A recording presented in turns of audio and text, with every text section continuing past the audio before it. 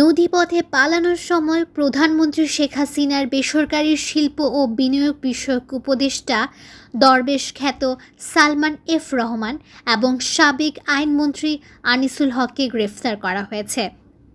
এই আন্দোলনটা কিন্তু ছাত্ররা এমন বড় একটা ষড়যন্ত্র করা হয়েছে।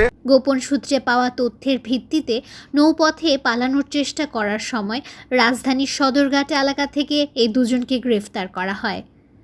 ঢাকা মহানগর police DMP commissioner Mohammad Mainul Hasan মঙ্গলবার বিকেলে গণমাধ্যমকে এর তথ্য নিশ্চিত করে জানান, ছাত্র জনতার আন্দোলনের সময় 16ই জুলাই ঢাকা কলেজের সামনে সংঘর্ষের ঘটনায় একজন ছাত্র এবং একজন হকার নিহত হন। এই ঘটনার সঙ্গে সংশ্লিষ্টতার অভিযোগে দায়ের করা মামলায় আনিসুল হক ও সালমান এফ রহমানকে গ্রেফতার দেখানো হয়েছে। গত 5 আগস্ট বৈষম্য বিরোধী ছাত্র আন্দোলনের চাপে প্রধানমন্ত্রী শেখ হাসিনা পদত্যাগ করে দেশ ত্যাগ করেন।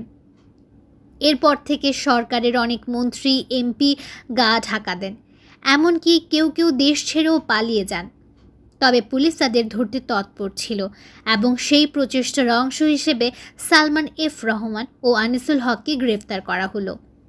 সালমান এফ রহমান, যিনি ঢাকা 1 আসনের সাবেক সংসদ সদস্য এবং শিল্পপতি হিসেবে পরিচিত ছিলেন, শেখ হাসিনার বেসরকারি শিল্প ও বিনিয়োগ উপদেষ্টায়। তার পাশাপাশি আনিসুল হক 2014 সালে ব্রাহ্মণবাড়িয়া 4 থেকে আওয়ামী লীগের সংসদ সদস্য নির্বাচিত হন এবং পরবর্তীতে আইনমন্ত্রীর দায়িত্ব পালন করেন। শেখ হাসিনার পদত্যাগের পর এই প্রথমবারের মতো কোনো সাবেক মন্ত্রী গ্রেফতার হলেন। কোটা সংস্কারের আন্দোলনের পর থেকে ছাত্র জনতার অভ্যুত্থানে শেখ হাসিনার পদত্যাগের পর তার মন্ত্রিসভার সদস্যরা আত্মগোপনে রয়েছেন।